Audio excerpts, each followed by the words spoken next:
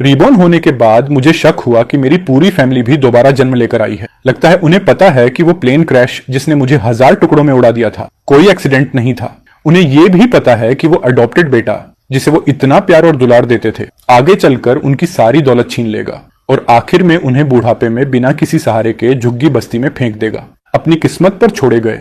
अब जाकर उन्हें एहसास हुआ है कि मैं, जिसकी उन्होंने कभी कदर नहीं की, हमेशा इस टूटी हुई फैमिली को जोड़ता रहा, लेकिन अब बहुत देर हो चुकी है। इसी वक्त उन्हें अचानक याद आता है कि आज वही दिन है जब वो मुझे श्याओ फैमिली से निकालने वाले हैं। आसमान ने उन्हें दोबारा शुरुआत करने का एक मौका दिया है। इस बार चाहे उन्हें अपनी जान ही क्यों न जोखिम में डालनी पड़े, वो मुझे कभी जाने नहीं देंगे। तभी दरवाजे की घंटी बजती। मैं बाहर खड़ा हूँ, पूरा भीगा हूँ, बालों से पानी टपक रहा है। दरवाजा खोलने वाला मेरा पिता है। उसने इंस्टिंक्टिवली अपना शरीर कस लिया। माफ करना, अब मुझे सब पता है। जिस डांट की मुझे उम्मीद थी वो नहीं आती। मेरे पिता मुझे देखते हैं और उनकी आंखों में एक ऐसी गर्माहट दिखती है जो मैंने पहले कभी नहीं देखी। कांपते हाथों से वो मुझे तौलिया देते हैं और टूटी हुई आवाज में कहते हैं, बेटा जल्दी से खुद को सुखा लो, तुम्हें सर्दी लग जाएगी। मैं वहीं जड़ हो जाता हूँ। मेरी पिछली जिंदगी में इस आदमी ने मुझसे आखिरी बार कहा था, तुम श्याओ सरनेम रखने के लायक नहीं हो, और अब वो मुझसे लगभग विनम्र लहजे में बात कर रहे हैं। अंदर आओ, बैठो। मेरे पिता मुझे डाइनिंग रूम तक ले जाते हैं और सबसे सम्मान वाली सीट पर बैठाते हैं। वो जगह हमेशा पहले हियन चेन के लिए रिजर्व्ड रहती थी। जैसे ही मैं बैठता हूँ, हियन चेन सीढ़ियों से नीचे उतरता है। मुझे देखते ही उसका चेहरा तुरंत काला पड़ जाता है। श्याओ युआन, तुमने कारपेट गीला कर दिया। ये पर्शिया से इंपोर्टेड है। एक पीस की कीमत 3 मिलियन है। उसकी आवाज उकसावे से भरी हुई थी। उसे उम्मीद थी कि मेरे पिता गुस्सा होकर मुझे निकाल देंगे, लेकिन अगले ही पल एक जोरदार थप्पड़ हियन चेन के चेहरे पर गूंजता है। किसने मारा? मेरी बहन श्यावान ने। तुम खुद को समझते क्या हो जो मेरे भाई से ऐसे बात कर रहे हो? मेरी बहन की आवाज स्टील जितनी ठंडी थी। पहले जियान चेन के सामने जो झुकने वाला रवैया था उसका नामो निशान नहीं था। हियान चेन अपना गाल पकड़ लेता है। क्या तुम पागल हो?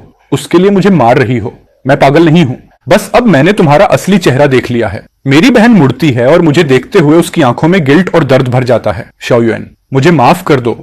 पहले मैं अंधी थी। मैं सोफे पर जमे हुए बैठा रहता हूँ। ये सब बहुत अजीब है। मेरी पिछली जिंदगी में आज ही के दिन प्रोजेक्ट में हुई एक गलती की वजह से मेरे पिता ने मुझे सबके सामने 10 से भी ज्यादा थप्पड़ मारे थे। मेरी बहन ने बेरुखी से देखा था और हियन चेन मजे ले रहा था। आखिर में उन्होंने मुझे बिना एक पैसे के घर से निकाल दिया था और मैं सड़कों पर भटकता रहा। लेकिन अब पूरा स्क्रिप्ट उल्टा हो चुका था। मेरी माँ किचन से गर्म सूप का कटोरा लेकर बाहर आती है और बड़े ध्यान से मेरे सामने रखती है। श्याओ युआन, थोड़ा जिंजर सूप पी लो, शरीर गर्म हो जाएगा। ये सब तुम्हारे पसंदीदा डिशेस हैं, मैंने खास तुम्हारे लिए बनाए हैं। मैं कटोरे में पड़े खाने को देखता हूँ और मेरा दिल जोर से सिकुड़ जाता है। ये वही डिशेस हैं जो मुझे पिछली जिंदगी में सबसे ज्यादा पसंद थी, लेकिन जिन्हें मैं इस घर में कभी खा नहीं पाया। मैं सिर उठाकर वहां मौजूद हर इंसान को देखता हूँ। अब कौन सा खेल खेलना चाहते हो तुम लोग? मेरे पिता की आंखें लाल हो जाती हैं। श्याओ युआन, जो कुछ भी हुआ उसके लिए मुझे माफ कर दो, लेकिन आज से सब कुछ अलग होगा। अलग? मैं ठंडी हंसी छोड़ता हूँ। क्या अब मुझे किसी नए तरीके से टॉर्चर करना चाहते हो?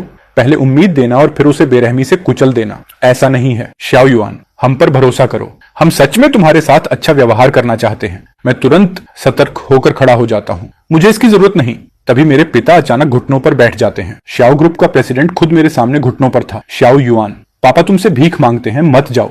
मुझे एक मौका दो, एक मौका, ताकि मैं तुम्हारी भरपाई कर सकूं। भरपाई? मैं अपने घुटनों पर बैठे पिता को खाली दिमाग से देखता हूँ। यही आदमी पिछली जिंदगी में जब मुझे घर से निकाल रहा था तब उसने पलक तक नहीं झपकाई थी, और अब वो मेरे सामने घुटनों पर है। आखिर ये सब क्या हो रहा है? मैं अपने पिता को उठाने में मदद नहीं करता, बस ठंडे चेहरे से उन्हें देखता रहता हूँ। तुम लोगों की एक्टिंग खत्म हो गई। मेरे पिता सिर उठाते हैं। उनकी आंखें खून से भरी हुई थी। श्याओ युआन, पापा एक्टिंग नहीं कर रहे। आज से जियान चेन साइड विंग में रहेगा। तुम्हारा कमरा मैंने उसे फिर से वैसे ही सजवाया है जैसा तुम्हें 10 साल की उम्र में पसंद था। 10 साल, वो वक्त जब मुझे अभी इग्नोर नहीं किया जाता था। बाद में वही कमरा हियन चेन का गेम रूम बन गया था और कंपनी का इंटरनेशनल प्रोजेक्ट। मैंने फैसला किया है कि अब उसे तुम संभालोगे। मेरे पिता अपनी जेब से एक डॉक्यूमेंट निकालते हैं। ये पावर ऑफ अटर्नी है। आज से तुम्हें कंपनी के 3% रिसोर्सेज इस्तेमाल करने का अधिकार है। मैं कांपती उंगलियों से वो डॉक्यूमेंट पकड़ता हूँ। पिछली जिंदगी में यही प्रोजेक्ट हियन चेन के लिए स्टेपिंग स्टोन बना था। इसी से उसने शाओ कॉर्पोरेशन में अपनी पकड़ मजबूत की थी और मुझे मीटिंग्स में आने का भी हक नहीं था। जिनचेन गुस्से से चिल्लाया, पापा क्या आप पागल हो गए हैं?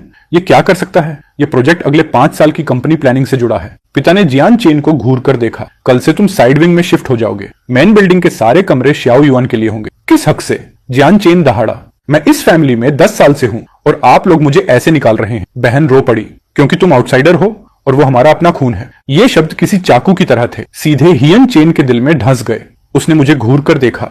उसकी आंखों में नफरत लगभग बाहर निकल रही थी। डिनर के दौरान मेरी माँ लगातार मेरी प्लेट में खाना डालती रही। सब कुछ मेरी पसंद का था। Sweet and sour ribs, steamed sea bass, हर डिश बिल्कुल मेरी पसंद के हिसाब से थी। शाओ युआन, और खाओ, देखो तुम कितने दुबले हो गए हो। मेरी माँ की आंखें फिर लाल हो गईं। ये सब मेरी गलती है। पहले मैंने तुम्हारा कभी ध्यान नहीं रखा। मैं मशीन की तरह खाना खा रहा था, लेकिन दिमाग में उनकी इंटेंशंस का हिसाब लगा रहा था। बिना मतलब कोई इतनी अच्छाई नहीं दिखाता। ये नामुमकिन था कि श्याओ फैमिली को अचानक पछतावा होने लगे। खाना खत्म होने के बाद मैं अपने कमरे में वापस गया। दरवाजा खोलते ही मैं स्तब्ध रह गया। कमरा सच में वैसा ही बना दिया गया था जैसा मैं 10 साल की उम्र में इस्तेमाल करता था। नीली दीवारें, शेल्फ्स पर मेरे पसंदीदा मॉडल्स भरे हुए, और डेस्क पर वो पेन रखा था जो मुझे सबसे ज्यादा पसंद था। वही पेन जिसे बाद में हियन चेन ने तोड़ दिया था। मुझे लगा था वो मुझे कभी वापस नहीं मिलेगा। मैं डेस्क के पास गया और उसे उठाया। पता चला वो बिल्कुल वैसा ही नया पेन था। तुम्हें पसंद आया? मेरी बहन की आवाज पीछे से आई। मैं मुड़ा और देखा, वो हाथ में एक ब्लैक कार्ड और कार कीज पकड़े खड़ी थी। ये तुम्हारे लिए है। मेरी बहन ने वो चीजें टेबल पर रख दी। अनलिमिटेड ब्लैक कार्ड, और कार लेटेस्ट मॉडल की सुपर कार है। क्या तुम हमेशा यही नहीं चाहते थे? आखिर तुम लोग चाहते क्या हो? मैंने अपनी बहन की आंखों में घूर कर देखा। मेरी बहन कुछ सेकंड चुप रही और अचानक मुझे गले लगा लिया। शाओ युआन, मैं बस चाहती हूँ कि तुम अच्छी जिंदगी जियो। उसका शरीर कांप रहा था। उसकी आवाज रोने की वजह से टूट रही थी। वो इमोशन फेक नहीं लग रहा था। मैंने उसे अलग किया। कल मैं यहाँ से चला जाऊंगा। मुझे श्याओ फैमिली की किसी चीज से मतलब नहीं। नहीं। मेरी बहन ने अचानक मेरा हाथ डरावनी ताकत से पकड़ लिया। तुम नहीं जा सकते। बिल्कुल नहीं। उसका रिएक्शन जरूरत से ज्यादा इंटेंस था, इतना कि वो नॉर्मल नहीं लग रहा था। तभी नीचे से जोरदार आवाज आई। मैं भागकर नीचे गया और देखा जियान चेन जमीन पर गिरा हुआ था। मेरे पिता उसे पकड़े हुए थे और उनके हाथ में मेरा प्रोजेक्ट प्लान था। क्या करने की कोशिश कर रहे थे तुम? मेरे पिता की आवाज लोहे जितनी ठंडी थी। जियान चेन छूटने की कोशिश कर रहा था। मैं बस देखना चाहता था उसने क्या लिखा है। ये प्रोजेक्ट उसे क्यों दे रहे हो, मुझे क्यों नहीं? मैं इससे कम कैसे हूं? क्योंकि तुम इसके लायक नहीं हो। मेरे पिता ने एक एक शब्द बोलकर कहा, आज से श्याओ फैमिली में तुम्हारे सारे प्रिविलेजेस खत्म। हियन चेन जमीन पर गिर पड़ा और नफरत से मुझे घूरने लगा। उसी पल मुझे अचानक समझ आया, ये सब मेरे लिए नहीं था। वो सच में हियन चेन को टारगेट कर रहे थे, लेकिन क्यों? अगली सुबह दरवाजे पर दस्तक से मेरी नींद खुली। दरवाजा खोलते ही मेरी बहन सामने थी और उसके पीछे सर्वेंट्स की लाइन गिफ्ट बॉक्सेस लेकर खड़ी थी। आज तुम्हारा बर्थडे है। मैं हैरान रह गया। आज मैं 25 साल का हो गया। पिछली जिंदगी में पूरी फैमिली ने हियन चेन के लिए सेलिब्रेशन किया था, क्योंकि उसे एक छोटा प्रोजेक्ट मिला था। किसी को मेरा बर्थडे याद तक नहीं था। ये सब तुम्हारे लिए है। मेरी बहन ने सर्वेंट्स को गिफ्ट्स अंदर रखने को कहा और फिर मुझे एक फोल्डर दिया। मैंने उसे खोला। अंदर प्रॉपर्टी पेपर्स और व्हीकल सर्टिफिकेट्स का ढेर था। सब मेरे नाम ट्रांसफर किए गए थे। मेरी बहन के नाम वाली विलास, शॉप्स और लग्जरी कार्स अब तुम्हारी हैं। इसके अलावा मैं कंपनी के अपने 10% शेयर्स भी तुम्हें ट्रांसफर कर रही हूँ। मैंने ठंडी उंगलियों से उन डॉक्यूमेंट्स को देखा। इन एसेट्स की कीमत कम से कम 1000 मिलियन थी। क्या तुम पागल हो? मैं पागल नहीं हूँ। मेरी बहन की आंखें लाल हो गईं। श्याओ युआन, पहले मैं अंधी थी, अब मैं तुम्हारी भरपाई करना चाहती हूँ। मैंने डॉक्यूमेंट्स वापस उसकी तरफ धकेल दिए। मुझे ये सब नहीं चाहिए। मैंने कहा था मैं चला जाऊंगा। मेरी बहन का चेहरा तुरंत सफेद पड़ गया। तुम सच में जा रहे हो? मैं अपना सामान पैक करने लगा। हाँ, मेरे लिए श्याओ फैमिली कभी घर थी ही नहीं। श्याओ युआन, मेरी बहन ने मेरा हाथ पकड़ लिया। अगर तुम चले गए तो हमारा क्या होगा? मैंने उसका हाथ हटा दिया। तुम्हारे पास जियान चेन है। तुम्हें मेरे जैसे इंसान की कमी नहीं होगी। हमें जियान चेन नहीं चाहिए। हमारे पास सिर्फ तुम हो। बस तुम जिंदा रहो, जिंदा रहो। मेरा एक्सप्रेशन टेढ़ा हो गया। इससे पहले कि मैं और सोच पाता, मेरे पिता और माँ भागते हुए अंदर आए। श्याओ युआन, कहाँ जा रहे हो? मेरे हाथ में सूटकेस देखकर मेरे पिता का चेहरा सफेद पड़ गया। मैंने शांत आवाज में कहा, मैं श्याओ फैमिली छोड़ रहा हूँ। कानून के हिसाब से जो हिस्सा बनता है वो बांट देना। आज के बाद हम बराबर हैं। नहीं श्याओ युआन, माँ तुमसे भीख मांगती है। मत जाओ, छोड़ो मुझे। मैंने खुद को छुड़ाने की कोशिश की। मेरी माँ मुझे कसकर पकड़े हुई थी। उसके आंसू लगातार गिर रहे थे। माँ से गलती हुई। पहले मैं अंधी थी। तुम चाहो तो मुझे मार लो या गालियां दो, लेकिन प्लीज मत जाओ। मैंने उन्हें ठंडी मुस्कान से देखा। अच्छी एक्टिंग कर रहे हो। दुख वाला ड्रामा। ये एक्टिंग नहीं है। श्याओ युआन, अगर तुम चले गए तो सच में कुछ बुरा हो जाएगा। मैंने उसकी आंखों में घूर कर देखा। सच में? मेरी बहन ने मुंह खोला, लेकिन कुछ बोल नहीं पाई। उसकी आंखें डर से भरी हुई थी। ऐसा डर जिससे सच में रोंगटे खड़े हो जाए। अगर बता नहीं सकती तो नाटक मत करो। मैंने सूटकेस उठाया और दरवाजे की तरफ चल पड़ा। अगले ही सेकंड मेरे पिता, माँ और बहन तीनों एक साथ मेरे सामने घुटनों पर बैठ गए। श्याओ युआन, हम तुमसे भीख मांगते हैं, मत जाओ। मेरे पिता की आवाज कांप रही थी। बाहर अचानक बारिश शुरू हो गई। वो तीनों एंट्रेंस पर घुटनों के बल बैठे थे। बारिश उनके कपड़ों को भिगो रही थी, लेकिन कोई भी उठा नहीं। मैं छत के नीचे खड़ा था और बारिश में घुटनों पर बैठे उन तीनों को मिक्स्ड फीलिंग्स के साथ देख रहा था। ऊपर जियानचेन खिड़की के पास खड़ा ये सब देख रहा था। उसका चेहरा डरावने तरीके से मुड़ गया था। उसे लगा था आज वो मुझे घर से निकाले जाने का तमाशा देखेगा, लेकिन उसने पूरी फैमिली को बारिश में घुटनों पर बैठकर मुझसे रुकने की भीख मांगते देखा। आखिर इस दुनिया में चल क्या रहा है? मैंने अपने हाथ में सूटकेस कसकर पकड़ा, बारिश में घुटनों पर बैठे उन तीनों को देखा और अचानक बोल पड़ा, तुम लोग कुछ जानते हो, है ना? मेरे पिता का शरीर कांप उठा और उन्होंने सिर उठाया। उनकी आंखें डर से भरी हुई थी। उसी पल मुझे यकीन हो गया, वो सच में कुछ ऐसा जानते थे जो मुझे नहीं पता था, और वो चीज मेरी जिंदगी से जुड़ी हुई थी। आखिर में मैं रुका, दिल कमजोर होने की वजह से नहीं, बल्कि इसीलिए क्योंकि मैं जानना चाहता था कि वो क्या छिपा रहे हैं। अगले कुछ दिनों में मेरी फैमिली का मेरे प्रति रवैया हैरान कर देने वाला अच्छा हो गया। मेरे पिता हर दिन मुझे खुद ऑफिस छोड़ने जाते थे। मेरी माँ मेरे लिए हर तरह की डिशेस बनाती थी। मेरी बहन एक पल के लिए भी मुझसे दूर नहीं रहती थी। यहाँ तक कि जब मैं बाथरूम जाता, वो बाहर दरवाजे पर खड़ी इंतजार करती रहती थी। ये दम घोंट देने वाला अटेंशन मुझे अनकंफर्टेबल कर रहा था। और हायन चेन पूरी तरह साइड कर दिया गया था। उसे साइड विंग में शिफ्ट कर दिया गया, उस अंधेरे और सीलन भरे कमरे में जहां पहले सर्वेंट्स रहते थे। डाइनिंग टेबल पर अब उसके लिए जगह नहीं थी। कंपनी में उसका ऑफिस भी ले लिया गया। उसके सारे प्रोजेक्ट्स कैंसिल कर दिए गए। कुछ ही दिनों में वो आसमान के बेटे से इनविजिबल इंसान बन गया। मुझे लगा था हियन चेन शांत हो जाएगा। उस दोपहर ऑफिस में जब मैं ओवरसीज प्रोजेक्ट के डॉक्यूमेंट्स अरेंज कर रहा था, तभी कॉरिडोर में किसी के फोन पर बात करने की आवाज सुनी। वो हियन चेन की आवाज थी। शाओ कॉर्पोरेशन के ओवरसीज प्रोजेक्ट की बिडिंग फाइल्स, मैं उन्हें हासिल कर सकता हूँ। हियन चेन ने आवाज धीमी कर ली। मुझे प्रॉफिट्स का 30% और आपकी कंपनी के 5% शेयर्स चाहिए। मैंने अपना काम रोक दिया और चुपके से दरवाजे के पास गया। रिलैक्स, वो बेवकूफ शाओ युआन प्रोजेक्ट मैनेजमेंट कुछ नहीं समझता। टेंडर डॉक्यूमेंट्स मेरी पुरानी टीम ने बनाए थे। मैं उन्हें आंख बंद करके हासिल कर सकता हूँ। हायन चेन ताने मारते हुए हंसा। फिर तुम लोग बिडिंग में उन डॉक्यूमेंट्स का इस्तेमाल करना। शॉ कॉर्पोरेशन पक्का हार जाएगी। जब ये प्रोजेक्ट हाथ से निकल जाएगा तब शॉ फैमिली सारा ब्लेम शॉ युआन पर डाल देगी। हायनचेन की आवाज जहर से भरी हुई थी। मैं उसे बर्बाद कर दूंगा। शॉ फैमिली को दिखाऊंगा कि असली काबिल कौन है। मैंने मुट्ठी कस ली। पिछली जिंदगी में भी यही प्रोजेक्ट था। हायनचेन ने डॉक्यूमेंट्स चुराए थे, कॉम्पिटिटर्स को बेच दिए थे और फिर सारा इल्जाम मुझ पर डाल दिया था। मुझे जेल भेज दिया गया था। इस प्रोजेक्ट की वजह से शॉ फैमिली ने बिलियंस गंवा दिए थे। उसके बाद वो कभी रिकवर नहीं कर पाए। मतलब हिस्ट्री फिर से रिपीट होने वाली थी। मैं बाहर भागने ही वाला था कि तभी मेरा फोन वाइब्रेट हुआ। वो मेरे पिता का मैसेज था, इंपल्सिव मत बनो, सब कंट्रोल में है। मैं वहीं स्टंट रह गया। मेरे पिता को कैसे पता था कि मैं यहाँ हूँ? उन्हें कैसे पता था कि हियन चेन फोन पर क्या बात कर रहा है? मैंने ऑफिस के कोने की तरफ देखा जहाँ एक हिडन सर्विलांस कैमरा लगा हुआ था। क्या मेरे पिता हर वक्त जियान चेन पर नजर रख रहे थे? मैंने अपने डाउट्स दबा दिए और ऐसे बिहेव किया जैसे कुछ हुआ ही नहीं। वापस ऑफिस गया और काम करता रहा। रात को घर पहुंचने पर मेरे पिता और बहन स्टडी रूम में किसी बात पर डिस्कशन कर रहे थे। मैंने दरवाजा खोलकर अंदर कदम रखा और दोनों ने एक साथ मेरी तरफ देखा। उनकी आंखों में नर्वसनेस की चमक थी।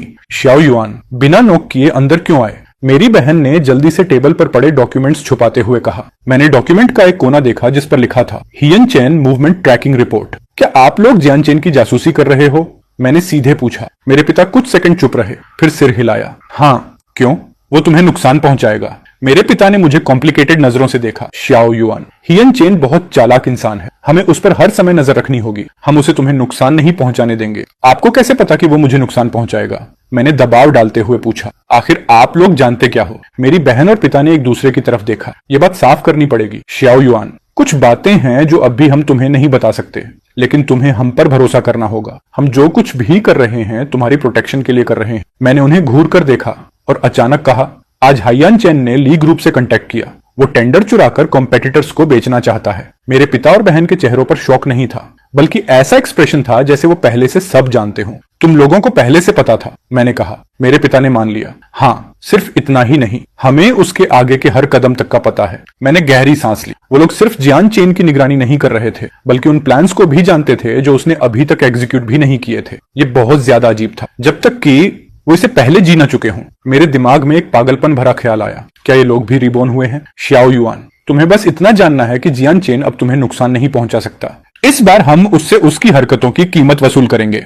उस रात मैं बिस्तर पर लेटा था और मेरा दिमाग पूरी तरह उलझा हुआ था। उधर साइड बिल्डिंग में हियन चेन अपने कंप्यूटर स्क्रीन को देखकर ताने भरी मुस्कान हंस रहा था। उसकी स्क्रीन पर प्रोजेक्ट टीम का इंटरनल सिस्टम खुला हुआ था। उसे लगा कोई नहीं जानता, लेकिन उसे क्या पता था कि उसी समय स्टडी रूम में मेरे पिता वही सर्विलांस फीड देख रहे थे और उनके होठों पर ठंडी मुस्कान थी।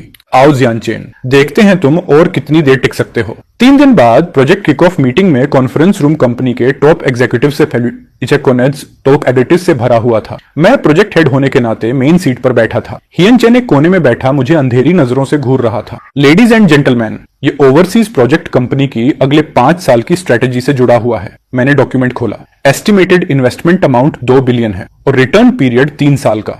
उसी वक्त जियानचेन अचानक खड़ा हो गया। शाओ युआन, मुझे कुछ कहना है। उसकी आवाज पूरे कॉन्फ्रेंस रूम में गूंज गई। सबकी नजरें उसकी तरफ मुड़ गईं। मुझे शक है कि प्रोजेक्ट की बिडिंग फाइल लीक हो चुकी है, जिनचेन ने एक एक शब्द बोलते हुए कहा, और जिसने इसे लीक किया है वो शाओ युआन है। कॉन्फ्रेंस रूम तुरंत क्रॉस में डूब गया। हायनचेन, तुम्हारे पास कोई प्रूफ है? एक सीनियर एग्जीक्यूटिव ने पूछा। बिल्कुल है, और पिछले 3 दिनों में बिडिंग फाइल तक फुल एक्सेस सिर्फ शाओ युआन के पास था। उसने पूरे कॉन्फिडेंस के साथ कहा, और सबकी निगाहें मेरी तरफ मुड़ गईं।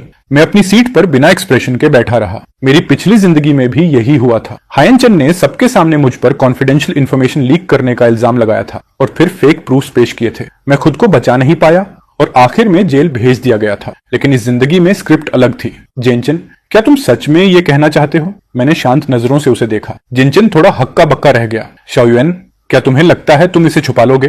कंपनी का सर्वेलेंस सिस्टम सब कुछ रिकॉर्ड कर चुका है। मैं मुस्कुराया। बहुत बढ़िया। तब हियनचेन ने सर्वेलेंस फुटेज प्रोजेक्टर पर चला दी। मेरे बगल में बैठी मेरी बहन ने अपना लैपटॉप खोला। प्रोजेक्टर पर सर्विलांस फुटेज दिखाई देने लगी। वीडियो में जियानचेन चुपके से प्रोजेक्ट टीम के ऑफिस में घुस रहा था। वो फाइल कैबिनेट खोलता है और अपने फोन से बिडिंग डॉक्यूमेंट्स की फोटोज लेता है। स्क्रीन पर टाइम दिख रहा था, 3 दिन पहले रात के 2 बजे। पूरे कॉन्फ्रेंस रूम में मौत जैसा सन्नाटा छा गया। हियनचेन का चेहरा तुरंत सफेद पड़ गया। ये फेक है, मेरी बहन ताने भरी मुस्कान के साथ बोली। फेक? ये कंपनी के सिक्योरिटी सिस्टम की ओरिजिनल रिकॉर्डिंग है। इसमें टाइम स्टैम्प्स और डिजिटल सिग्नेचर्स दोनों हैं। तुम चाहो तो किसी भी एक्सटर्नल अथॉरिटी से इसकी वेरिफिकेशन करवा सकते हो। और सिर्फ यही नहीं, मेरे पिता खड़े हुए और उन्होंने एक और डॉक्यूमेंट निकाला। ये तुम्हारी फोन कॉल रिकॉर्डिंग्स हैं। ली ग्रुप के मिस्टर ली के साथ तुम्हारी बातचीत और तुम्हारे बैंक ट्रांसफर रिकॉर्ड्स भी। ली ग्रुप ने 3 दिन पहले तुम्हें 5 मिलियन एडवांस ट्रांसफर किया था। हियनचेन लड़खड़ाते हुए पीछे हट गया। उसके माथे पर ठंडा पसीना निकल आया था। हायनचेन, तुमने कंपनी के सीक्रेट्स चुराए और उसके इंटरेस्ट्स के साथ बिट्रेयल किया। कंपनी रूल्स के मुताबिक तुम्हें तुरंत टर्मिनेट किया जाता है और तुम्हारे खिलाफ लीगल एक्शन भी लिया जाएगा। मेरे पिता की आवाज लोहे जितनी ठंडी थी। इसके अलावा तुम्हारे नाम पर जो प्रॉपर्टीज और व्हीकल्स हैं वो कंपनी बेनिफिट्स थे और अब उन्हें पूरी तरह वापस लिया जाता है। नहीं, हायनचेन चीखते हुए जमीन पर गिर पड़ा। पापा, मुझसे गलती हो गई, सच में गलती हो गई। मुझे एक और मौका दे दीजिए। मैं तुम्हारा पिता नहीं हूं। मेरे पिता ने उसकी तरफ देखना तक जरूरी नहीं समझा। सिक्योरिटी, इसे बाहर निकालो। 2 सिक्योरिटी गार्ड्स दौड़ते हुए अंदर आए। उन्होंने हियनचेन को पकड़ लिया और बाहर घसीटने लगे। हियनचेन बेतहाशा छटपटा रहा था। उसकी नफरत से भरी नजरें मुझ पर टिक गईं। शाओ युआन, ये सब तुमने किया है। जरूर तुमने मेरे खिलाफ जाल बिछाया है। मैं खड़ा हो गया। ऊपर से उसे देखते हुए मैंने कहा, हियनचेन, ये सब तुमने खुद किया है। इसके लिए किसी और को ब्लेम मत करो। जिनचेन को कॉन्फ्रेंस रूम से बाहर घसीट लिया गया। उसकी चीखें धीरे धीरे दूर होती गईं। मीटिंग फिर से शुरू हुई, लेकिन अब सारे एग्जीक्यूटिव्स की नजरें मेरे लिए बदल चुकी थी। शक की जगह अब उनमें रिस्पेक्ट। मीटिंग खत्म होने के बाद मैं अपने ऑफिस वापस आ गया। मेरे पिता और बहन मेरे पीछे अंदर आए। आप लोगों ने पहले से सब तैयार कर रखा था, मैंने कहा। Surveillance footage, call records, bank transfers, ये प्रूफ्स बहुत ज्यादा परफेक्ट हैं। मेरे पिता ने सिर हिलाया। हाँ, हमने हियनचेन के हर कदम का पहले से हिसाब लगा रखा था। क्यों?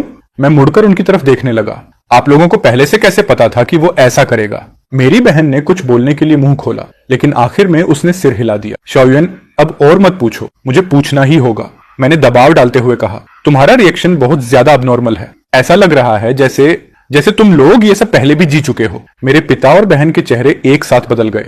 उसी पल मेरी सस्पिशन कंफर्म हो गई। तुम लोग भी रिबोर्न हुए हो, है ना? मैंने सीधे पूछा। पूरे रूम में मौत जैसा सन्नाटा छा गया। मेरे पिता और बहन ने एक दूसरे को देखा। उनकी आंखें शौक से भरी हुई थीं। तुम्हें रिबर्थ के बारे में कैसे पता? मेरी बहन ने कांपती आवाज में पूछा। मैंने जवाब नहीं दिया, बस उन्हें देखता रहा। तभी मेरे पिता कड़वी मुस्कान हंस। लगता है हम सब वापस आ गए हैं। उस एक लाइन ने सब कुछ कंफर्म कर दिया। मैंने मुट्ठी भींच ली और मेरे दिल में कॉम्प्लिकेटेड इमोशंस उठने लगे। तो मैं अकेला नहीं हूं जो रिबॉर्न हुआ है। पिछली जिंदगी में तुम लोग कैसे मरे थे? मैंने पूछा। मेरे पिता का चेहरा सफेद पड़ गया और मेरी बड़ी बहन की आंखें लाल हो गईं। उसने हमें मार डाला। हायनचेन, मेरे पिता ने दांत भींचते हुए कहा। उसने श्याओ फैमिली की सारी इनहेरिटेंस हथिया ली और हमें गरीब बस्ती में रहने पर मजबूर कर दिया। तुम्हारी माँ और मैं उस ठंडी सर्दी में मर गए और तुम। मेरी बहन की आवाज टूट गई। तुम प्लेन एक्सप्लोजन में टुकड़ों में बिखर गए थे। मेरा पूरा शरीर कांप उठा। तो वो एक्सीडेंट नहीं था। मेरे पिता ने मेरी तरफ देखा। नहीं, वो हियन चैन द्वारा प्लान किया गया मर्डर था। मैं ऑफिस में खड़ा था और मेरा दिमाग पूरी तरह ब्लैंक हो गया था। हियन चैन, उसने मुझे मार डाला? मेरे पिता की आवाज कांप गई। हाँ, पिछली जिंदगी में उसने उस प्लेन में बॉम्ब लगाया था जिससे तुम बिजनेस ट्रिप पर जा रहे थे। हमने अपनी आंखों से न्यूज में वो प्लेन क्रैश देखा था। हमने विक्टिम्स लिस्ट में तुम्हारा नाम देखा। मेरी बड़ी बहन अपना मुंह ढककर रोने लगी, लेकिन हम तुम्हारी बॉडी आइडेंटिफाई तक नहीं कर पाए। एक्सप्लोजन ने तुम्हें पूरी तरह चिथड़े चिथड़े कर दिया था। हमें तुम्हारी पूरी डेड बॉडी तक नहीं मिली। मैंने आंखें बंद कर ली। पिछली जिंदगी की मेमोरीज मेरे दिमाग में वापस आने लगी। वो प्लेन क्रैश मेरे 30वें बर्थडे वाले दिन हुआ था। 10,000 मीटर की ऊंचाई पर मैंने एक जोरदार धमाका सुना था और फिर बस एंडलेस डार्कनेस। तो वो एक्सीडेंट नहीं था। क्यों? मैंने आंखें खोल दी। वो मुझे क्यों मारना चाहता था? क्योंकि तुम उसके रास्ते की दीवार बन रहे थे। मेरे पिता कड़वाहट से हंसे। पिछली जिंदगी में तुमने जीरो से शुरुआत की थी और सिर्फ 3 साल में अपना बिजनेस एम्पायर खड़ा कर लिया था। हियन चैन को डर था कि तुम उससे बदला लोगे, इसलिए उसने पहले ही कदम उठा लिया। मैंने मुट्ठी कस ली। पिछली जिंदगी में शाओ फैमिली से निकाले जाने के बाद मैंने पूरी मेहनत से अपना रास्ता बनाया था, लेकिन मैंने कभी रिवेंज के बारे में नहीं सोचा। मैं सिर्फ अपनी वर्थ प्रूव करना चाहता था। यह साबित करना चाहता था कि मैं जेन चेन से कम नहीं हूं। लेकिन जियान चेन मेरी जान चाहता था। तो इस जिंदगी में तुम लोग मुझे प्रोटेक्ट करोगे? मैंने उनकी तरफ देखा। मेरी बड़ी बहन ने मेरा हाथ पकड़ लिया। हाँ शाओ युआन, इस बार हम तुम्हें कुछ नहीं होने देंगे। हियन चेन को मरना होगा इससे पहले कि वो तुम्हें नुकसान पहुंचाए। मैंने अपना हाथ खींच ली। मुझे तुम्हारी प्रोटेक्शन की जरूरत नहीं। शाओ युआन, मेरे पिता बेचैन हो उठे। मैंने कहा ना, मुझे जरूरत नहीं। मैंने अपनी जैकेट उठाई। अब जब जियान चेन कंपनी से निकाला जा चुका है तो मुझे भी यहां से निकल जाना चाहिए। कहां जाओगे? मेरी बहन घबरा गई। कहीं भी, अकेले रहने। मैं बिना पीछे देखे ऑफिस से बाहर निकल गया। उसी रात मैंने सिटी सेंटर में एक अपार्टमेंट रेंट पर लिया। मैंने जल्दी से अपना सामान पैक किया और शिफ्ट हो गया। शाओ फैमिली की विला में पिता, माँ और बहन लिविंग रूम में बैठे थे। पूरा माहौल बेहद भारी था, लेकिन वो फिर भी चला गया। मेरी माँ रो रही थी। हम उसे फिर से खो देंगे। मेरे पिता ने दांत भींच लिए। इस बार चाहे मेरी जान चली जाए, मैं उसे बचाऊंगा। अगली सुबह दरवाजे पर जोरदार नॉक से मेरी नींद खुली। मैंने दरवाजा खोला तो मेरी बहन बाहर टिफिन बॉक्स पकड़े खड़ी थी। मैं तुम्हारे लिए ब्रेकफास्ट लाई हूँ, उसने कहा। मैंने भौहें सिकोड़ ली। तुम्हें कैसे पता मैं यहाँ रहता हूँ? मैंने पता कर लिया। मेरी बहन ने बिल्कुल नॉर्मल तरीके से जवाब दिया। शाओ युआन, तुम बाहर अकेले रह रहे हो। मुझे चैन नहीं है। मुझे तुम्हारे चैन की जरूरत नहीं। मैं दरवाजा बंद करने वाला था, लेकिन मेरी बहन ने उसे रोक लिया। शाओ युआन, मुझे पता है तुम अभी भी हमसे नफरत करते हो, लेकिन इस बार प्लीज हम पर भरोसा करो। ये कहते हुए उसने अपने बैग से डॉक्यूमेंट्स का बड़ा बंडल निकाला। ये मेरी सारी प्रॉपर्टीज के पेपर्स हैं, 3 विलास और 2 कमर्शियल शॉप्स। अब मैं ये सब तुम्हारे नाम ट्रांसफर कर रही हूँ। मेरी बहन ने वो डॉक्यूमेंट्स मेरे हाथों में ठूंस दिए। और मेरी कार्स भी। 5 लग्जरी कार्स की कीज यही हैं। मैंने हाथ में पड़े डॉक्यूमेंट्स को देखा और ताने से हंस पड़ा। तुम्हें लगता है पैसे देकर सब कॉम्पेंसेट हो जाएगा? मुझे पता है कुछ भी कॉम्पेंसेट नहीं हो सकता। मेरी बहन की आंखें लाल हो गईं। लेकिन शाओ युआन, मैं सिर्फ यही कर सकती हूँ। मैंने तुम्हें उस प्लेन क्रैश में मरते देखा था और मैं कुछ नहीं कर पाई। इसके अलावा मैं कंपनी के अपने 10% शेयर्स भी तुम्हें ट्रांसफर कर रही हूँ। पापा जो तुम्हें दे रहे हैं उसे मिलाकर। अब तुम शाओ कॉर्पोरेशन के 2nd लार्जेस्ट शेयर होल्डर हो। मुझे नहीं चाहिए। मैंने डॉक्यूमेंट्स वापस कर दिए। मेरी बहन ने मजबूती से उन्हें फिर मेरी तरफ बढ़ा दिया। शाओ युआन, अगर तुम इन्हें नहीं लोगे तो हियन चेन सब छीन लेगा। पैसा ऐसा ही होता है। वो धीरे धीरे शाओ फैमिली की सारी प्रॉपर्टी निगल जाएगा, जब तक हमें घर से बाहर न फेंक दे। मैंने उसे घूर कर देखा। तो तुम लोग मेरे साथ अच्छा सिर्फ इसलिए कर रहे हो ताकि मैं जियान चेन का सामना करूं? नहीं, मेरी बहन तुरंत बोली। शाओ युआन, हम सच में तुम्हारे साथ अच्छा व्यवहार करना चाहते हैं। पहले हम अंधे थे। हम तुम्हें आउटसाइडर की तरह ट्रीट करते थे और जियान चेन को ट्रेजर समझते थे। हमें होश तब आया जब तुम मर गए। वो रो रही थी। तुम्हारे जाने के बाद शाओ फैमिली बिखर गई। पापा की कंपनी बैंकक्रप्ट हो गई। माँ गंभीर बीमार पड़ गई और हमारे पास इलाज के पैसे नहीं थे। हम तीनों गरीब बस्ती की एक टूटी झोपड़ी में ठूंसे हुए रहते थे और कूड़े से खाना ढूंढकर सरवाइव करते थे। उस सर्दी में माँ सबसे पहले चली गई। वो उसी टूटी झोपड़ी में ठंड से जमकर मर गई। पापा वो सदमा सह नहीं पाए और कूदकर सुसाइड कर लिया। मैं अकेली रहती थी, हर दिन पछतावे में जलते हुए। तुम्हें घर से निकालने का पछतावा। फिर मेरी बहन घुटनों पर बैठ गई। शाओ युआन, तुम्हारी बहन तुमसे भीख मांगती है। मत जाओ, हमें छोड़कर मत जाओ। मैंने घुटनों पर बैठी अपनी बहन को मिक्स्ड फीलिंग्स के साथ देखा। पिछली जिंदगी में वो हमेशा मुझसे ऊपर रहती थी। वो कभी मुझे सीरियसली नहीं लेती थी और इस जिंदगी में वो मेरे सामने घुटनों पर थी। उसी वक्त नीचे कार इंजन की आवाज आई। मैं विंडो के पास गया और देखा मेरे पिता और माँ नीचे बड़े बड़े बैग्स लेकर खड़े थे। अगले कुछ दिनों तक मेरे माता पिता हर सुबह टाइम पर मेरे अपार्टमेंट के नीचे खाना लेकर आ जाते थे। बारिश हो या तेज हवा, वो कभी मिस नहीं करते थे। मैं दरवाजा नहीं खोलता था, लेकिन वो भी वापस नहीं जाते थे। वो नीचे बेंच पर बैठकर इंतजार करते रहते। पूरा दिन इंतजार। 7वें दिन आखिरकार मैं और सह नहीं पाया और नीचे उतर गया। आप लोग आखिर चाहते क्या हो? मेरे पिता खड़े हुए और मुझे लंच बॉक्स थमा दिया। शाओयान, तुमने खाना खाया? मुझे भूख नहीं है। फिर भी तुम्हें खाना होगा। मेरी माँ ने टिफिन खोला। अंदर से गरम गरम खाना भाप छोड़ रहा था, सब कुछ तुम्हारी पसंद का। मैंने उन्हें देखा और अचानक पूछा, अगर मैं तुम्हें कभी माफ ना करूं तो? अगर आप अपना एनिमे या मैनहुआ यूट्यूब चैनल तेजी से ग्रो करना चाहते हो तो डिवाइन एरो का 1-on-1 कॉल आपको सही स्ट्रेटेजी, स्क्रिप्टिंग और अर्निंग मॉडल सिखाकर 0 से लाखों तक ले जा सकता है। अगर आप स्टक हो तो ये सेशन परफेक्ट डायरेक्शन देगा। लिंक डिस्क्रिप्शन और कमेंट में पिन है, अभी बुक करो। मेरे पिता कुछ सेकंड चुप रहे। तो हम इंतजार करेंगे जब तक तुम माफ नहीं कर देते, चाहे मुझे पूरी जिंदगी क्यों ना इंतजार करना पड़े, मेरे पिता ने गंभीर आवाज में कहा। मैं मुड़कर जाने ही वाला था कि अचानक पीछे से जोरदार धमाके की आवाज आई। एक ब्लैक कार कंट्रोल खोकर तेजी से मेरी तरफ आ रही थी। वो सीधे मुझे टक्कर मारने वाली थी। क्रिटिकल मोमेंट पर मेरे पिता दौड़ पड़े। उन्होंने अपने शरीर से मुझे ढक लिया। सावधान! जोरदार टक्कर की आवाज गूंजी। मेरे पिता हवा में उछल गए और जोर से जमीन पर गिरे। ब्लैक कार रुकी नहीं, उल्टा और तेजी से भाग गई। मैं भागकर अपने पिता के पास गया। उनके माथे से खून बह रहा था, लेकिन उनका पहला सवाल था, शाओयुआन, तुम ठीक हो? मैं ठीक हूँ। आप कैसे हो? मैं ठीक हूँ। मेरे पिता मुश्किल से उठे और भागती हुई कार को घूरते रहे। ये जियान चेन है। मेरा शरीर सिहर उठा। एम्बुलेंस जल्दी आ गई और मेरे पिता को हॉस्पिटल ले जाया गया। खुशकिस्मती से सिर्फ हल्की चोटें आई थी। हॉस्पिटल रूम में मेरी बहन ने ट्रैफिक कैमरास की फुटेज निकाली। वीडियो में ब्लैक कार की नंबर प्लेट साफ दिखाई दे रही थी। वो वही कार थी जिसे कुछ दिन पहले हियन चेन ने रेंट पर लिया था। वो तुम्हें मारना चाहता है, मेरी बहन ने दांत भींचते हुए कहा। मैं सर्वेलेंस फुटेज को ठंडी नजरों से देख रहा था। जिन चेन, तुम सच में मरने के लायक हो। पुलिस में रिपोर्ट करते हैं? मैंने कहा। नहीं। मेरे पिता हॉस्पिटल बेड पर उठकर बैठ गए। पुलिस रिपोर्ट से कुछ नहीं होगा। वो कोई लॉयर ढूंढ लेगा और बच निकलेगा। मैं चाहता हूं वो इससे कहीं ज्यादा दर्दनाक कीमत चुकाए। मेरे पिता ने अपना फोन निकाला और एक नंबर डायल किया। हियन चेन के बायोलॉजिकल फादर की जांच करो, मुझे उसकी पूरी इंफॉर्मेशन चाहिए। उन्होंने कॉल काट दी और मेरी तरफ देखा। शाओयुआन, पिछली जिंदगी में हियन चेन सिर्फ अपनी वजह से शाओ फैमिली की सारी प्रॉपर्टी नहीं ले पाया था। उसके बायोलॉजिकल फादर ने भी उसकी मदद की थी। उसका बायोलॉजिकल फादर कौन है? मैंने पूछा। जेन्ये। मेरे पिता ताने से हंसे। बिजनेस वर्ल्ड का बदनाम फ्रॉडस्टर। वो इन्वेस्टमेंट स्कैम्स और ट्रैप्स बिछाने में एक्सपर्ट है। पिछली जिंदगी में वो और हियन चेन मिल गए थे। उन्होंने कई स्कैम्स किए और शाओ फैमिली के सारे फंड्स विदेश ट्रांसफर कर दिए। मुझे पिछली जिंदगी की बातें याद आने लगी। शाओ फैमिली ने सच में एक ओवरसीज प्रोजेक्ट में इन्वेस्ट किया था और आखिर में सब कुछ खो दिया था। तो वो हियन चेन और उसके बायोलॉजिकल फादर का ट्रैप था। इस जिंदगी में मैं उन्हें उनकी हरकतों की दोगुनी कीमत चुकवाऊंगा। मेरे पिता की आंखों में क्रूर चमक थी। शाओयुआन, क्या तुम मुझ पर भरोसा करते हो? मैंने उन्हें देखा। कुछ सेकंड चुप रहा और फिर सिर हिला दिया। 3 दिन बाद हियन चेन को एक फोन कॉल आई। शाओ चेन, मैं हूं, तुम्हारा पिता। फोन के दूसरी तरफ मिडिल एज्ड आदमी की आवाज आई। हियन चेन स्टन्ड रह गया। जेन्ये, तुम्हारे पास मेरा नंबर कैसे आया?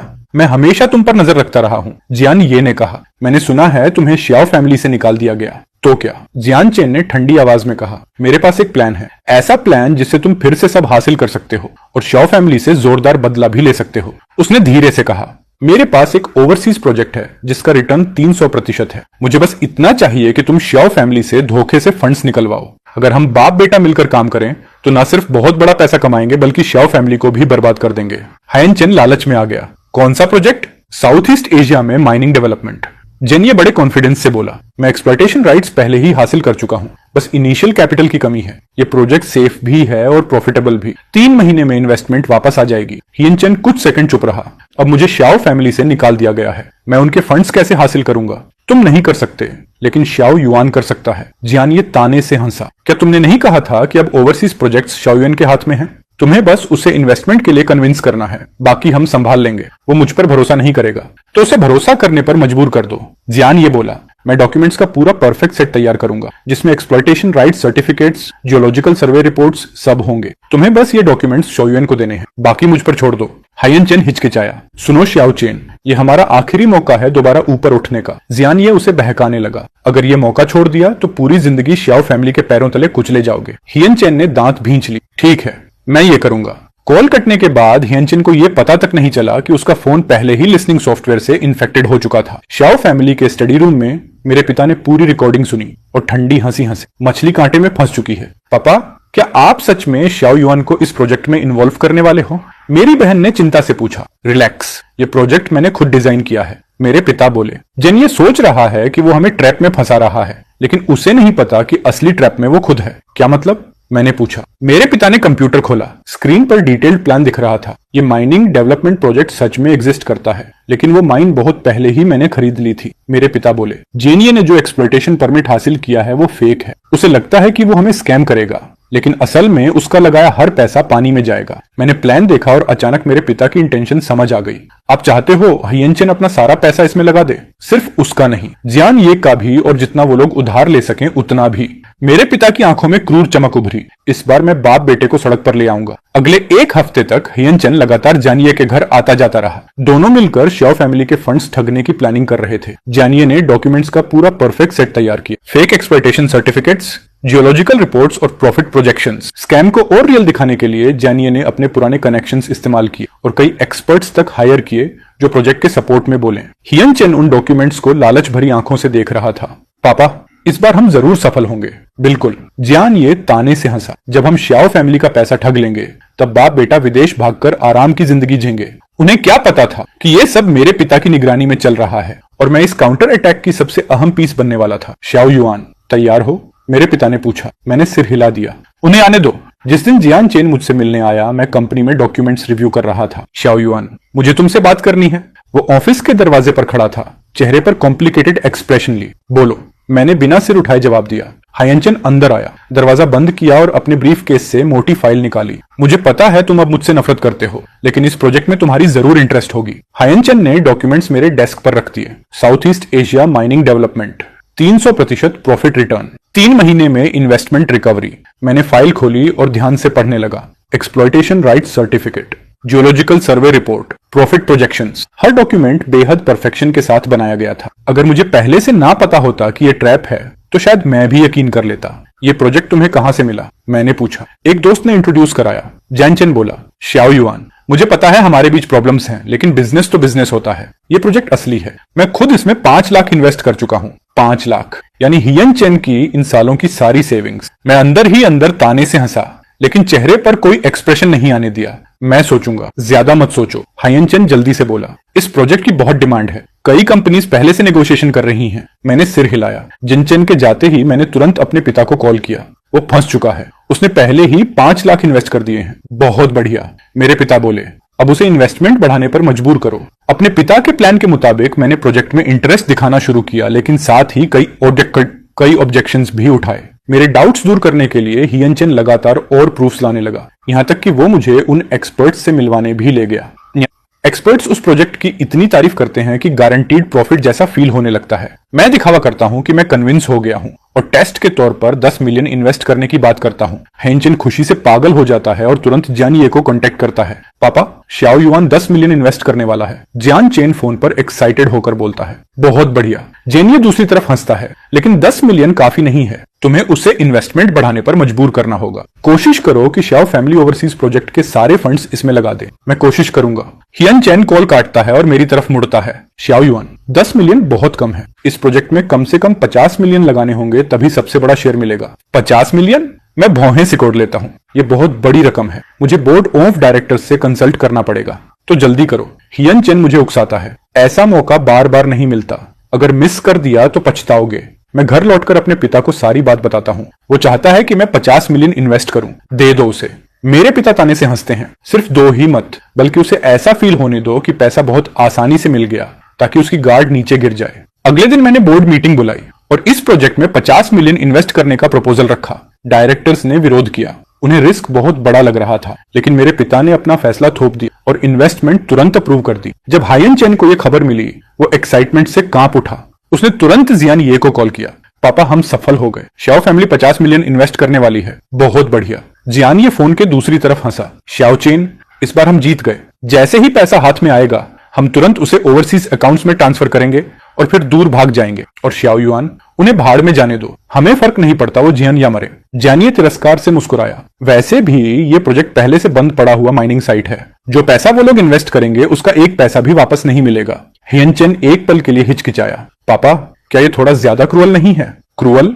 जिनिए नफरत से हंसा। शाओचेन, याद रखो, इस दुनिया में सिर्फ स्ट्रांग लोग सरवाइव करते हैं। सॉफ्ट होने का मतलब है दूसरों के पैरों तले कुचला जाना। हियानचेन ने दांत भींच लिए। मैं समझ गया। स्कैम को और रियलिस्टिक बनाने के लिए जियानिए ने भी अपनी पूरी प्रॉपर्टी इन्वेस्ट कर दी। पूरे 20 मिलियन। उसने लोन शार्क से 10 मिलियन और उधार लिए। वो सारा पैसा भी प्रोजेक्ट में डाल दिया गया। बाप बेटा सोच रहे थे कि वो रिवेंज लेने वाले हैं, बिना ये जाने कि वो खुद कदम कदम पर एबिस की तरफ बढ़ रहे हैं। 1 महीने बाद प्रोजेक्ट फट पड़ा।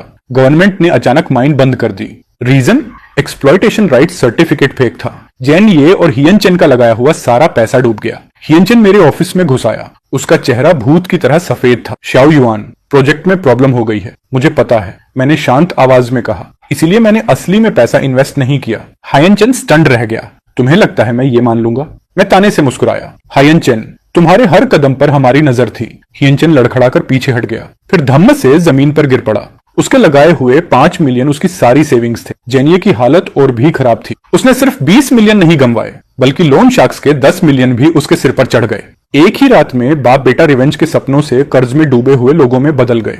और भी बुरा यह था कि जियान ये ने इस प्रोजेक्ट की वजह से बहुत दुश्मन बना लिए थे। जिन क्रेडिटर्स को उसने ठगा था, वो एक एक करके पैसे मांगने पहुंचने लगे। कोई रास्ता ना बचने पर जियान ये और हियान चेन को भागकर छिपना पड़ा।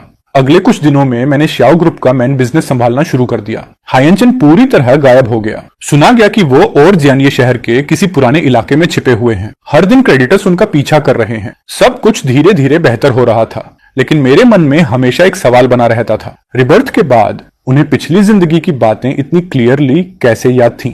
नहीं, तुम प्लेन में नहीं जाओगे। मेरी बहन अचानक मेरा हाथ डरावनी ताकत से पकड़ लेती है। क्यों? मैंने पूछा। क्योंकि मेरी बहन बोल नहीं पाती। उसका पूरा शरीर कांप रहा था। अचानक वो चीख उठती है और अपना सिर पकड़कर नीचे झुक जाती है। वो पूरी तरह टूट चुकी थी। मेरे पिता और माँ दौड़ते हुए अंदर आते हैं। मेरी बहन की हालत देखकर उनकी आंखें भी तुरंत लाल हो जाती हैं। मेरी माँ घुटनों पर बैठकर उसे गले लगा लेती है और कांपती आवाज में कहती है, बंगन मत डर। लेकिन वो प्लेन फट जाएगा। मेरी बहन सांस टूटती हुई आवाज में रोती है। श्याओ युआन के शरीर के टुकड़े तक नहीं मिले थे। उस पल मेरा दिल जोर से कस गया। तो वो लोग हर दिन इसी डर में जी रहे थे। श्याओ युआन मत जाओ। मेरी माँ डर से भरी आंखों के साथ मेरा हाथ पकड़ लेती है। माँ तुमसे हाथ जोड़ती है, प्लेन मत लेना। माँ को डर लग रहा है, सच में बहुत डर। मैंने तीनों को देखा और अचानक बोल पड़ा, तुम सब भी रिबॉर्न हुए हो, है ना? तीनों एक साथ जम गए। जब तुम सब रिबॉर्न हुए थे तो सीधे क्यों नहीं बताया? मेरे पिता लंबे समय तक चुप रहे। आखिर में उन्होंने गहरी सांस ली, क्योंकि हमें डर था कि तुम हम पर यकीन नहीं करोगे, और उससे भी ज्यादा डर था कि तुम हमें पागल समझोगे। बैठ जाओ, मैंने कहा। आज सारी बातें साफ करते हैं। मेरे पिता सबसे पहले बोले, पिछली जिंदगी में मैं तब मरा था जब तुम 35 साल के थे। मैं गरीब बस्ती के एक पुराने बिस्तर पर पड़ा था। पूरा शरीर बीमारियों से भरा हुआ था और मेरे पास पेन किलर्स खरीदने तक के पैसे नहीं थे। फिर बहन ने कहा, पिता मर गए, माँ पागल हो गई। मैं 3 साल तक उस अंधेरे कमरे में बंद रही। आखिर में बीमारी से मर गई।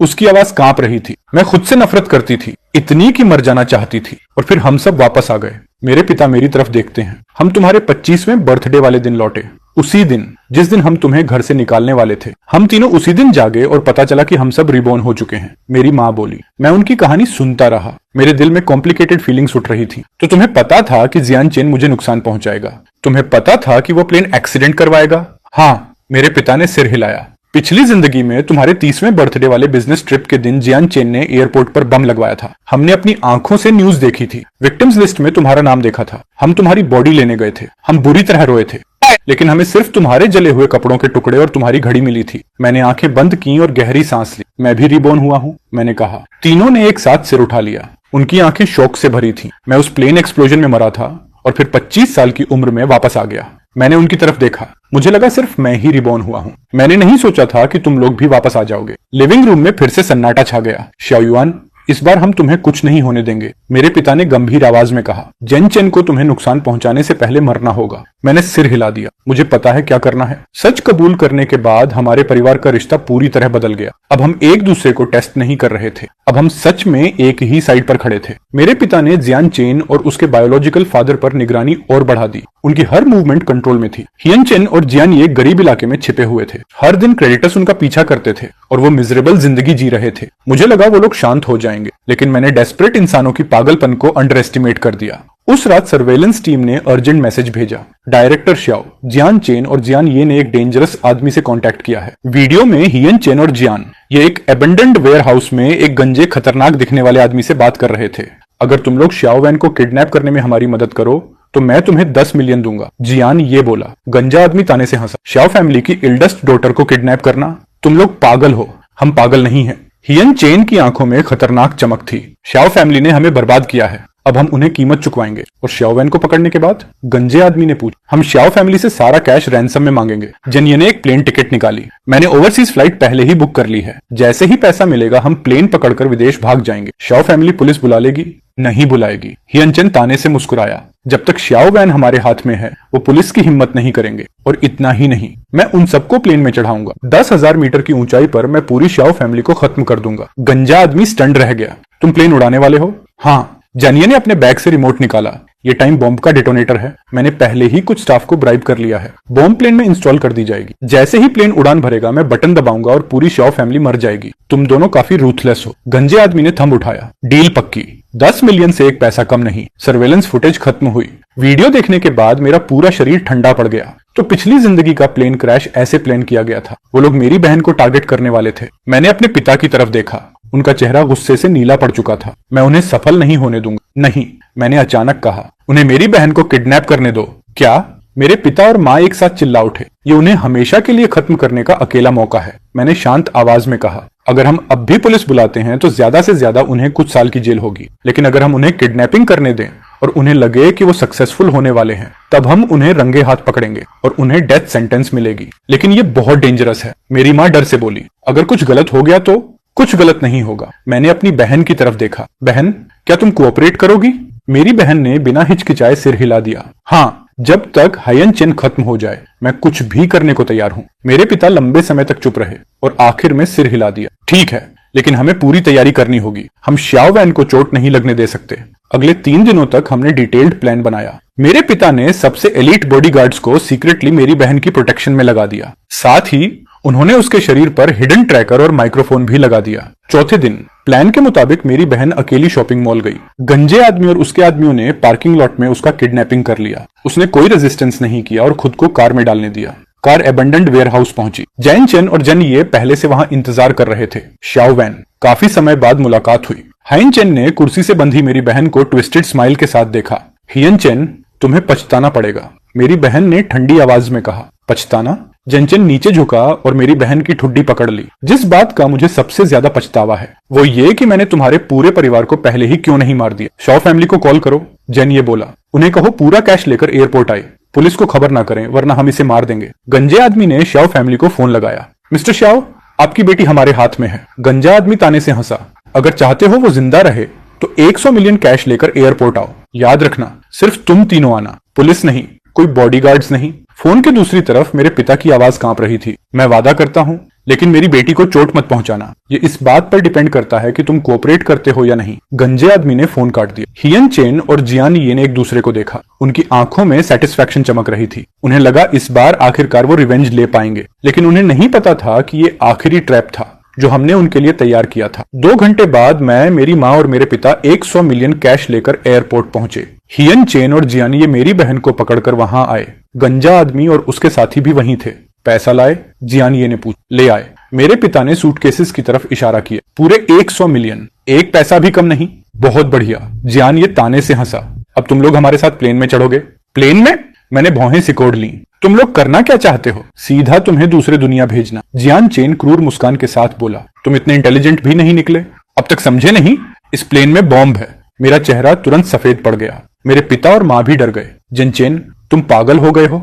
मेरे पिता कांपती आवाज में बोले। मैं पागल नहीं हूँ, मैं सिर्फ चाहता हूँ कि तुम लोग कीमत चुकाओ। हियनचन ने एक एक शब्द बोलते हुए कहा। पिछली जिंदगी में तुम लोगों ने मुझे बर्बाद किया था। इस जिंदगी में मैं तुम्हारे पूरे परिवार को ऐसी मौत दूंगा कि दफनाने की जगह भी नहीं मिलेगी। पिछली जिंदगी। हियन चेन ने ये 2 शब्द बोले। मेरा दिल जोर से कांप उठा। क्या वो भी रिबॉर्न हुआ था?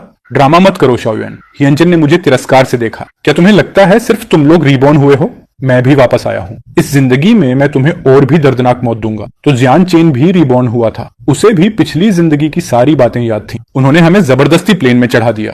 प्लेन ने उड़ान भरी और बादलों के ऊपर पहुंच गया। मॉनिटरिंग रूम में बैठा हियन चेन रिमोट हाथ में पकड़े स्क्रीन देख रहा था। उसके चेहरे पर पागलों जैसी मुस्कान थी। उसकी उंगली डेटोनेशन बटन पर जा रही थी। 10,000 मीटर की ऊंचाई पर। कैबिन में मौत जैसा सन्नाटा था। मॉनिटरिंग रूम में बैठा जियान चेन बटन पर उंगली रखे था। उसकी मुस्कान पागल और डरावनी थी। शाओयुआन, याद है पिछली जिंदगी में तुम कैसे मरे थे? हियान चेन ताने से हंसा। ऐसे ही 10,000 मीटर की ऊंचाई पर टुकड़ों में बिखर कर। इस बार मैं तुम्हारे पूरे परिवार को वही डिस्पेयर एक साथ महसूस करवाऊंगा। जेनी ये भी हंसा। आसमान से गिरने का एहसास एंजॉय करो। मेरी माँ का पूरा शरीर कांप रहा था। वो मेरा हाथ कसकर पकड़े हुई थी। मेरी बहन का चेहरा पूरी तरह सफेद पड़ चुका था। उसकी आंखों में डर भरा हुआ था। मेरे पिता स्क्रीन पर जैन चेन को घूर रहे थे। उनके दांत गुस्से से भींचे हुए थे। तुम नरक में जाओगे? नरक? हियन चैन जोर से हंसा।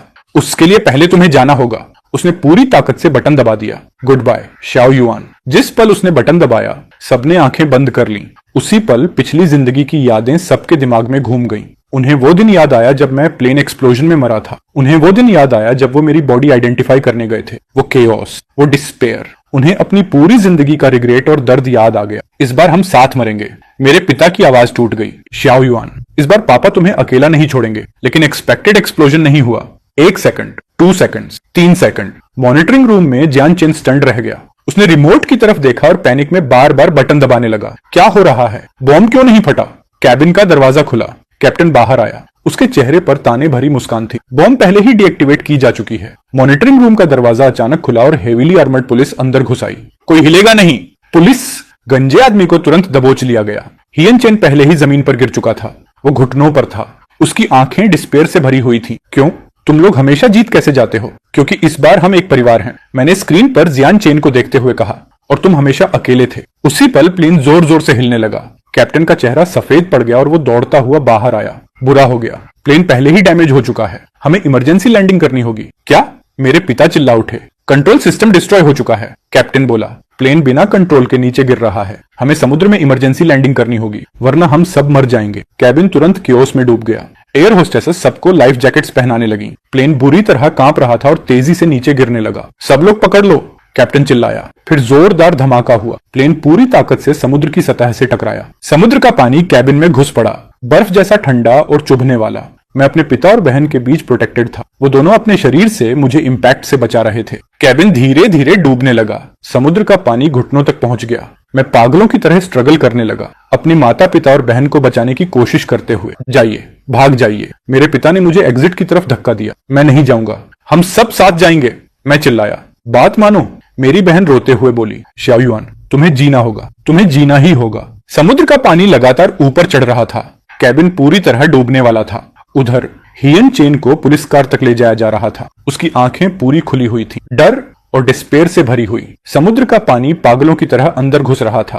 कैबिन पूरी क्योस में था। अब वक्त नहीं बचा था। मेरी बहन रोते हुए बोली, प्लेन डूबने वाला है, तुम पहले निकल जाओ। मैंने उन सबको देखा। मेरी आंखें आंसुओं से भर गईं। मैं प्लेन क्रैश में मरा था। वो लोग बच गए थे, लेकिन पूरी जिंदगी रिग्रेट में जिए। इस जिंदगी में क्या उन्हें यहाँ मर जाना चाहिए और मुझे फिर रिग्रेट के साथ जीना चाहिए?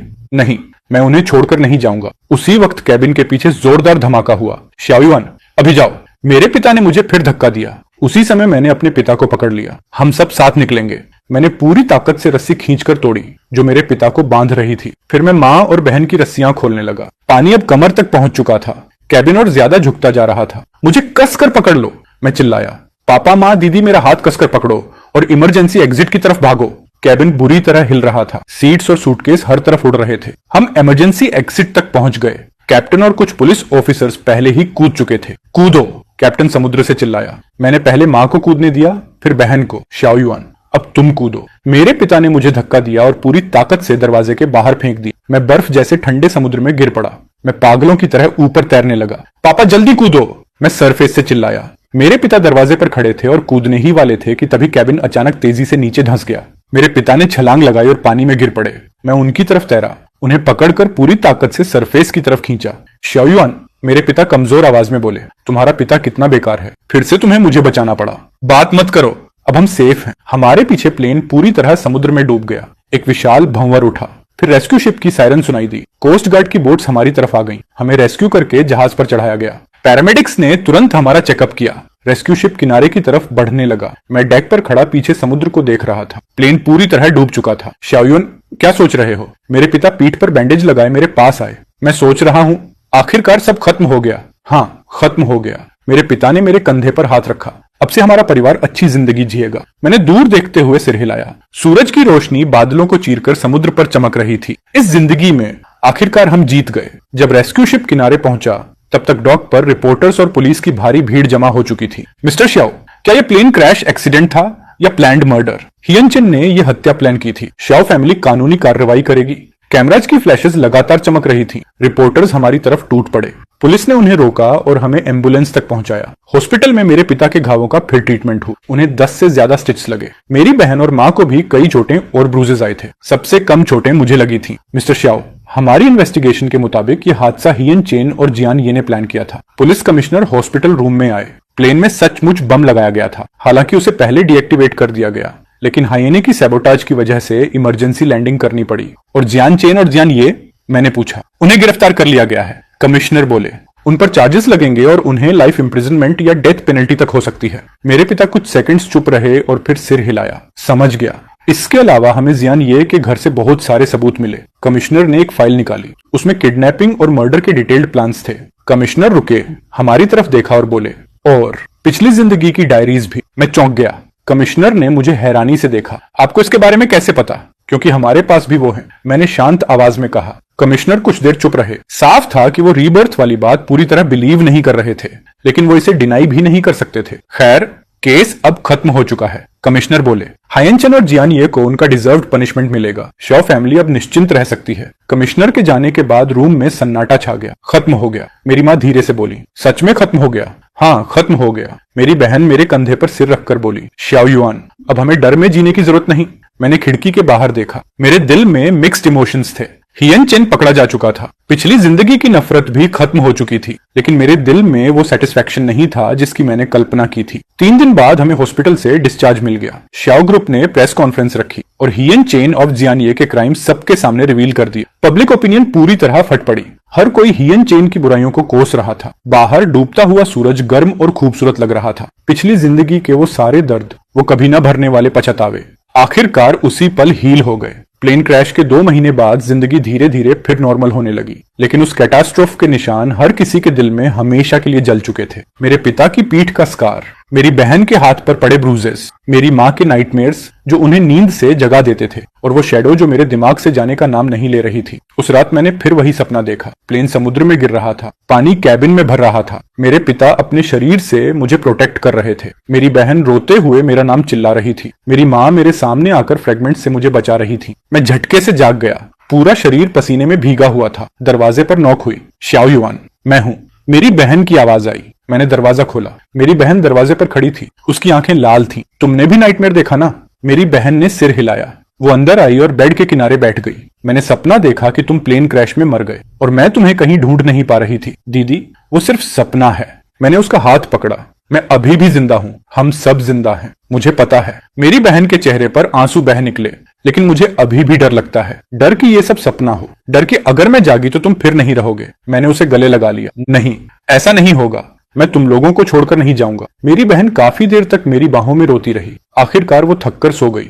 मैं उसे उसके कमरे तक ले गया, उसे ब्लैंकेट ओढ़ाई और धीरे से दरवाजा बंद कर दिया। हॉलवे में मेरे पिता खिड़की के पास खड़े बाहर रात को देख रहे थे। पापा, आप अभी तक सोए नहीं?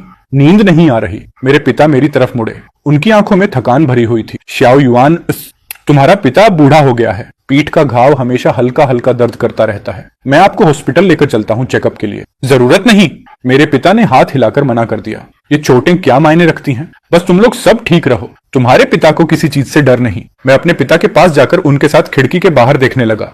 अगले दिन मेरे पिता ने बोर्ड मीटिंग बुलाई। लेडीज एंड जेंटलमैन, मुझे एक अनाउंसमेंट करनी है। मेरे पिता खड़े हुए और सबकी तरफ देखा। आज से मैं श्याओ ग्रुप के 50% शेयर्स अपने बेटे श्याओ युआन को ट्रांसफर करता हूँ। प्रेसिडेंट श्याओ, क्या यह फैसला बहुत जल्दबाजी नहीं है? हालांकि श्याओ युआन कैपेबल है, लेकिन वो अभी जवान है। क्या वो इतनी बड़ी रिस्पॉन्सिबिलिटी संभाल पाएगा? प्रेसिडेंट श्याओ, कृपया दोबारा सोचिए। मेरे पिता ने हाथ उठाकर सबको चुप कराया। मैं फैसला कर चुका हूँ। उन्होंने श्याओ युआन की तरफ देखा और कहा, आज से तुम श्याओ ग्रुप के बिगेस्ट शेयर होल्डर हो, और अगले प्रेसिडेंट भी। मैं खड़ा हुआ और अपने पिता को देखा। पापा, मैं माना मत करो। उन्होंने मुझे रोक दिया। श्याओ ग्रुप अब तुम्हारे हाथ में। इसे फिर से टॉप पर लेकर जाओ। मैंने गहरी सांस ली और डॉक्यूमेंट्स उनके हाथ से ले ली। मैं आपको डिसअपॉइंट नहीं करूंगा। पापा को तुम पर भरोसा है। मेरे पिता हल्के से मुस्कुराए। उस दिन से मैं श्याओ ग्रुप का बिगेस्ट शेयर होल्डर बन गया। मेरे पास कंपनी के 65% शेयर थे।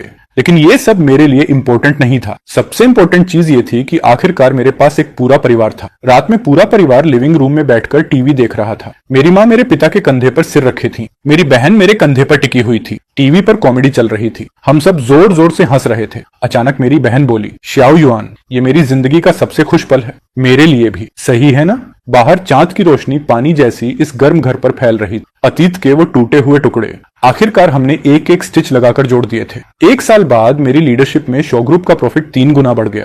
कंपनी फिर से इंडस्ट्री के टॉप पर पहुंच गई।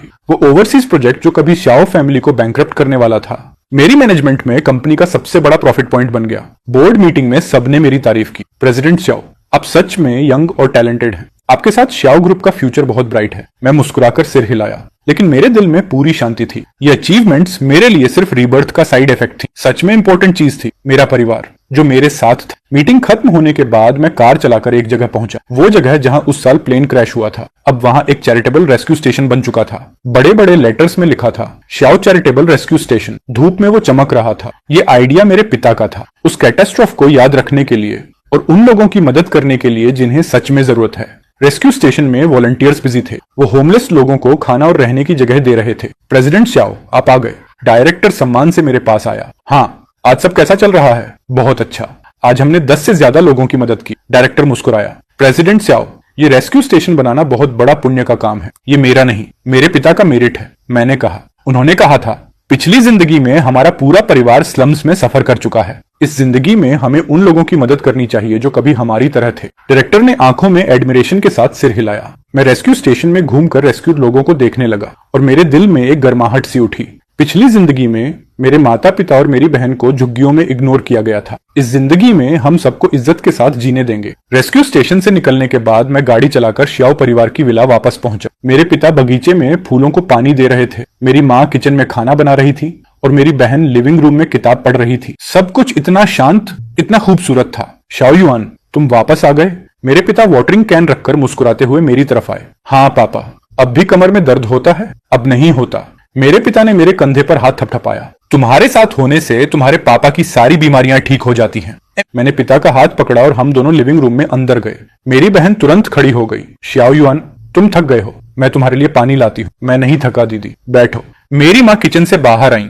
अब भी उनके एप्रन पर आटा लगा हुआ था। श्याओ युआन, आज माँ ने तुम्हारी पसंदीदा डिशेस बनाई हैं, रेड ब्रेस्ड पोर्क और स्वीट सावर रिब्स। थैंक्स माँ, मैंने मुस्कुराते हुए कहा और अपनी माँ को थैंक्स बोल रहा है। माँ ने नकली गुस्से से मुझे देखा। जाओ हाथ धो लो, डिनर करने वाले हैं। डिनर के दौरान पूरा परिवार टेबल पर बैठा। पिता मेन सीट पर बैठे थे, मैं उनके बगल में बैठा। मेरी बहन और माँ दूसरी तरफ बैठी। श्याओ युआन, कंपनी कैसी चल रही है? पिता ने पूछा। बहुत अच्छी।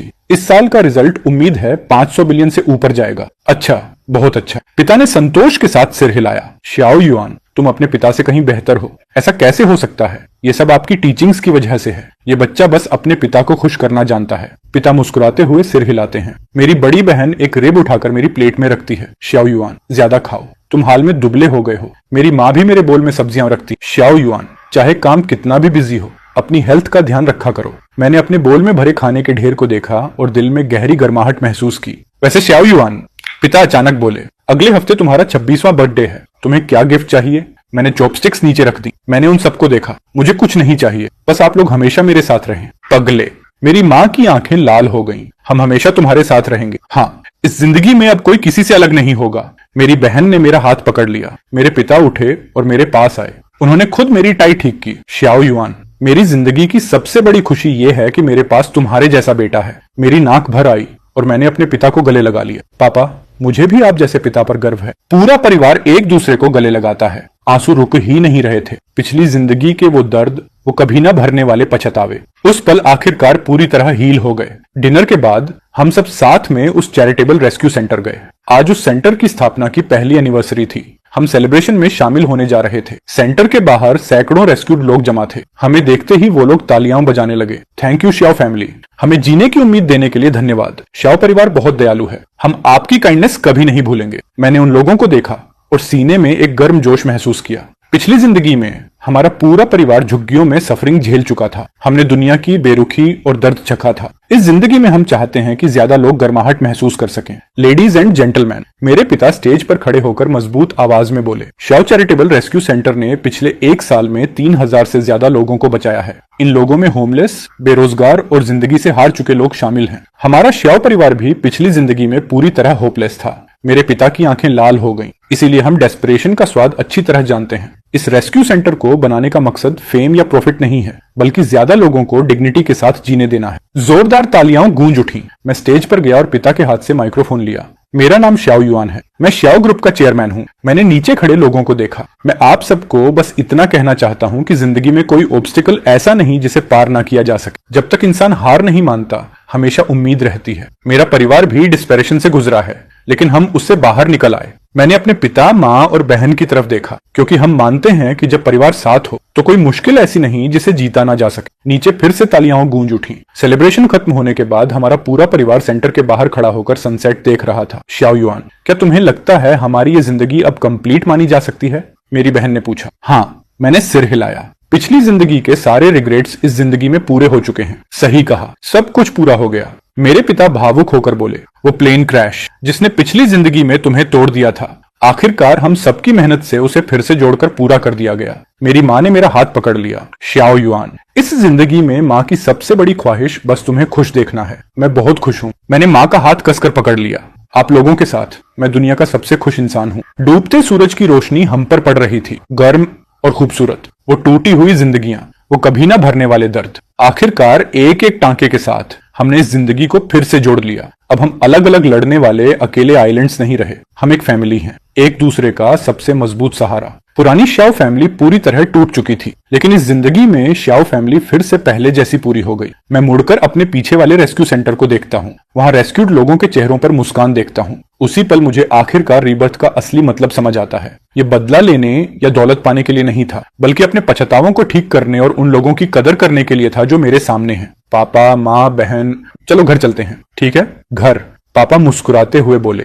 हम चारों हाथ पकड़कर डूबते सूरज की तरफ चलते गए। वो घर जो कभी टूट चुका था, आखिरकार हमने उसे जोड़कर सबसे गर्म और सुकून भरा ठिकाना बना दिया। इस जिंदगी में अब कोई पछतावा नहीं है,